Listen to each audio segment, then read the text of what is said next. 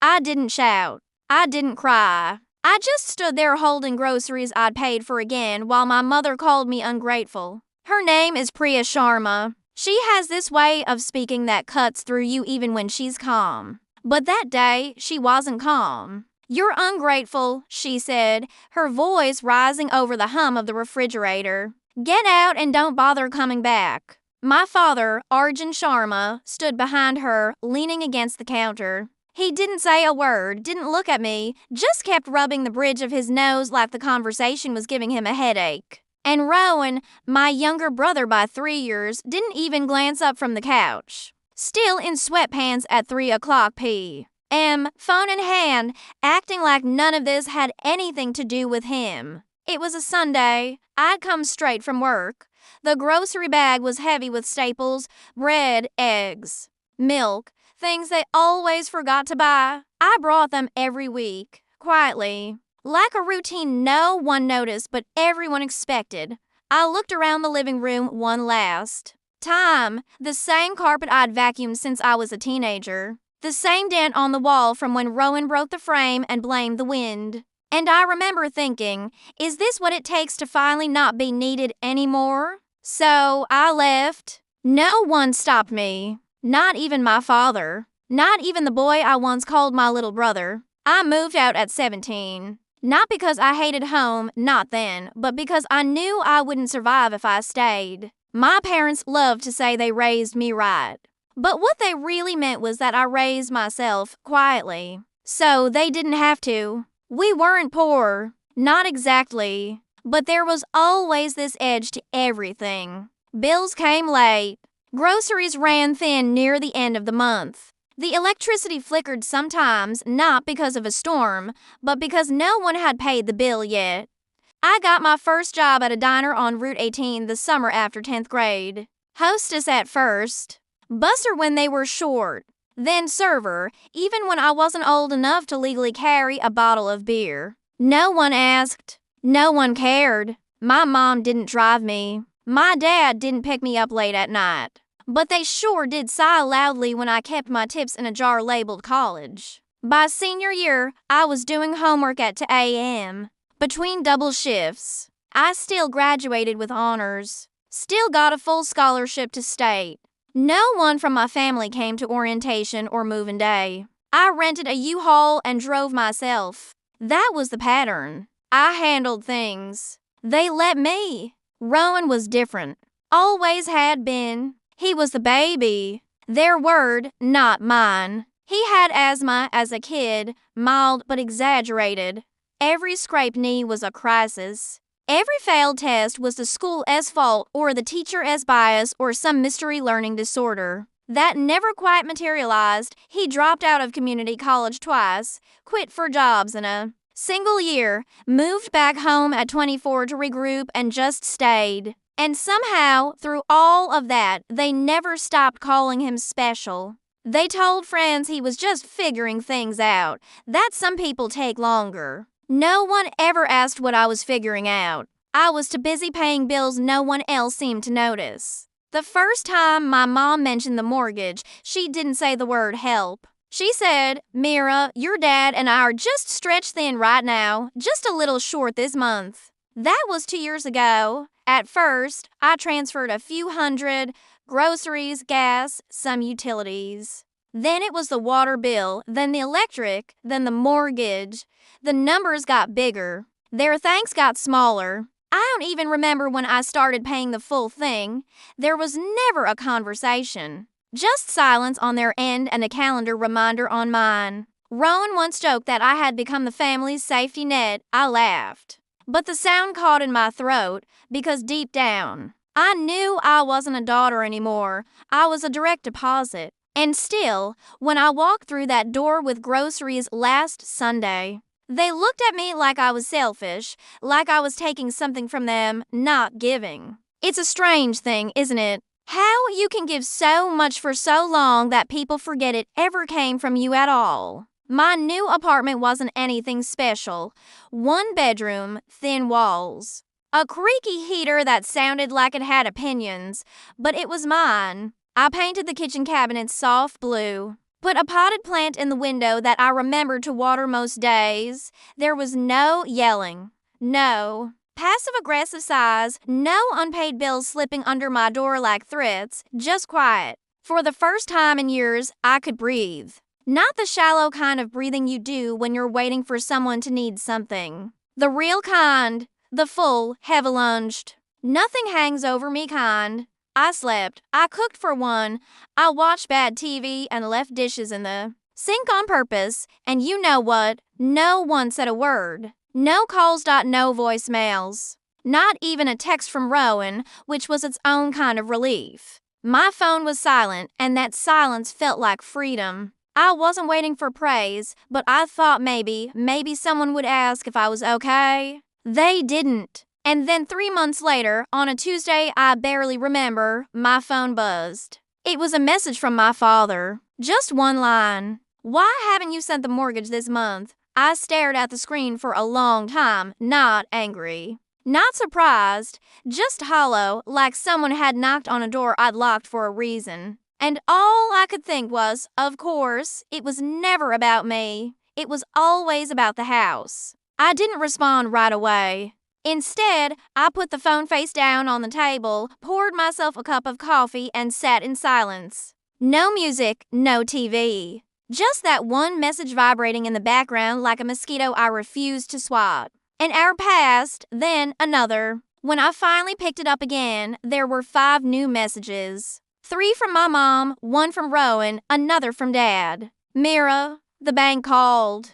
We're behind. How could you do this to us? You know we don't have that kind of money." Rowan's text was the most predictable. "Are you really going to let them lose the house just to prove a point?" There it was. The guilt trip. Right on schedule. Not one of them asked how I was. Not one of them said, "We miss you." Not one of them mentioned the fact that they told me, in those exact words, "Don't bother coming back." They didn't want me. They wanted my help. There's a difference. I could feel it like cold air slipping under the door of a house that used to be warm. I let another hour pass. Then I replied to Dad's original message. Just one line. I thought I wasn't welcome anymore. I set the phone down. And then it started.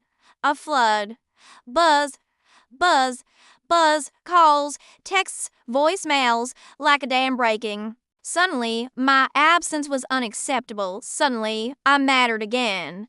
But not as a daughter, no. As the only one who ever took responsibility and the only one now refusing to. They didn't stop. That night, I turned off notifications. But the phone still lit up every few seconds like the world was ending and only I could stop it. "Mira, answer your father. He's worried sick. We raised you better than this. You're acting out of spite." Spite, that word hit harder than it should have. Not sacrifice, not support, not a decade of silent giving, spite. As if I'd withheld something they were entitled to. At midnight, Rowan called. I let it ring out. Then came the voicemail, "Mira, come on. This is serious. They're freaking out. The bank's getting involved. You need to fix this." Fix this. Like I'd broken something. Like I was the one who let it all fall apart. Not the one who'd held it together for years without complaint. I listened to his message twice. Then deleted it the next morning. Another text from Mom. "This is tearing the family apart." And from Dad. "What kind of daughter? Does this to her parents?" That one made me laugh. A dry, empty laugh that echoed through my quiet kitchen. Because I could answer that question. The kind of daughter who paid your mortgage while you told your friends Rowan was looking for work. The kind who skipped her own dentist appointments to keep the water running in a house she didn't live in. The kind you kicked out the moment she said no. But I didn't text any of that. Instead, I waited until the sun had fully come up. Until the coffee had cooled. Until the noise in my phone began to sound less like family and more like static. Then I replied. Carefully, clearly. Not my problem anymore. And this time, I didn't flinch when the calls came. Because I finally understood. I wasn't being cruel. I was just done. For a while, I told myself the silence was better. That not knowing was easier than confirming what I already suspected. But even silence has weight. It presses on your chest in quiet moments and whispers things you try to ignore, and eventually, that whisper becomes a question you can't unhear. Where did the money go? I had been sending money every month, on time, without fail, for groceries, for bills, for the mortgage. They never said thank you, but they never said stop either. And I never asked for proof. Maybe that was my mistake. So, one morning, I did what I should have done months earlier. I called the bank, not to confront, just to ask. A woman answered, calm, professional, with a Midwestern kindness in her voice. She asked for the mortgage account number, some security info, then put me on a brief hold. When she came back, her tone had shifted slightly. It looks like the account was delinked from your payments about 7 months ago. I blinked. Sorry, delinked. Yes, ma'am. The automatic payments from your account were removed. We haven't received anything from that source since. I thanked her, asked, almost afraid to know if the payments had been made in some other way. Another pause. There have been some partial payments, but the account is flagged. It's currently in pre-foreclosure status. I don't remember much after hanging up. I know I stood in the middle of my kitchen for a long time, phone in hand, heart strangely quiet, not racing, just heavy, the kind of quiet that comes after betrayal, not loud, just final. I opened my banking app and scrolled. Transfer after transfer, month after month, thousands of dollars, all labeled home or utilities or family support.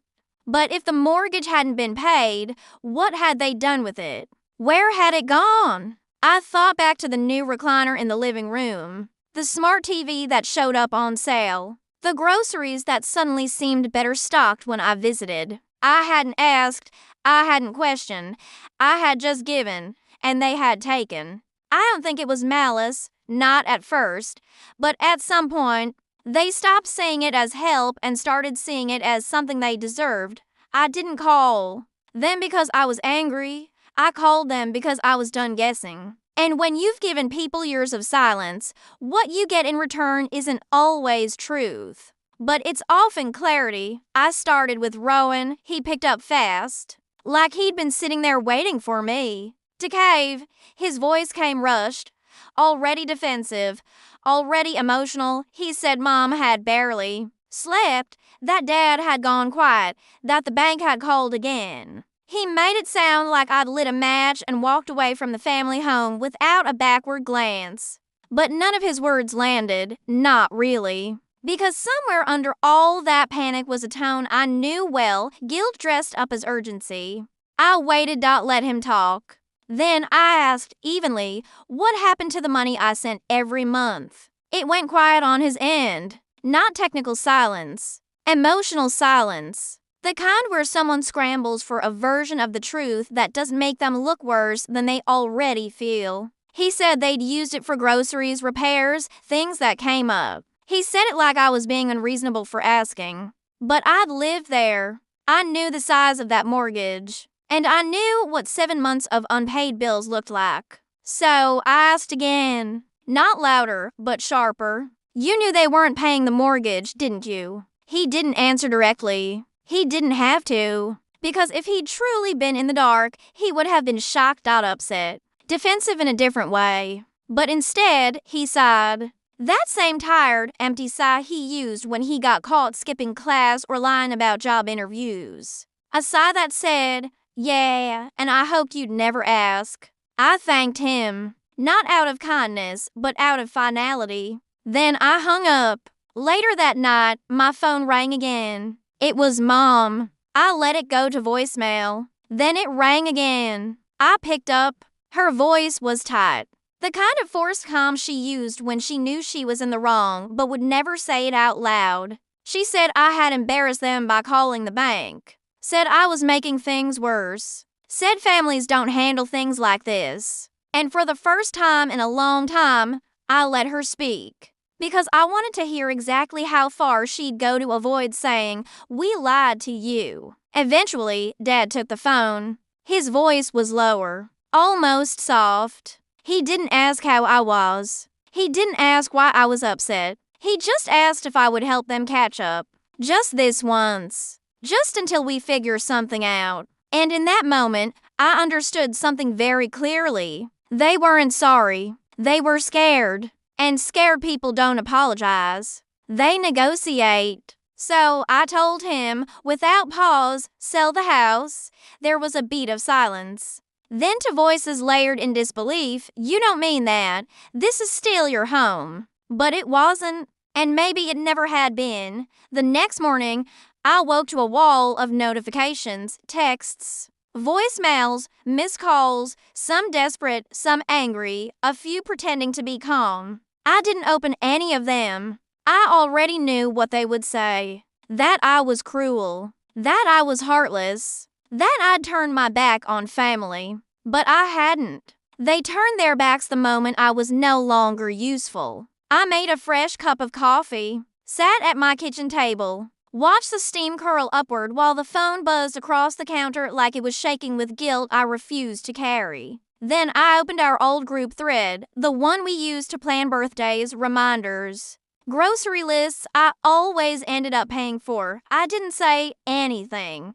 I didn't make a dramatic exit. I just changed the group name from family to closed account, muted it, archived it, then I deleted their numbers, not in anger, not even in sadness, in clarity. Because when someone shows you that your presence only matters when tied to what you give, the most generous thing you can do is leave. On my counter, I noticed a white envelope, still sealed. My name on the front in my mother's handwriting. She must have dropped it off the day they still thought I'd come back. I held it, considered opening it, then placed it in the trash. No drama. No message. Just paper letting go. And in that moment, with no one watching, no one clinging, no one calling me selfish, I felt something I hadn't in years. Weightless. I didn't leave because I stopped loving them. I left because they only loved the version of me that kept paying the bills and never asked questions.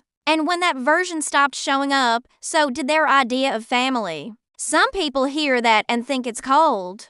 But there is nothing cold about protecting the parts of yourself no one else ever bothered to care for. I don't need them to understand. I just need them to stop pretending they ever saw me at all. Because I was there, every day, every month, until I wasn't. And now they can finally feel the silence they spent years pretending wasn't mine. If you've ever stayed too long in a place that only wanted what you could give, just leave. That's all. You don't need to explain. Some of us already understand.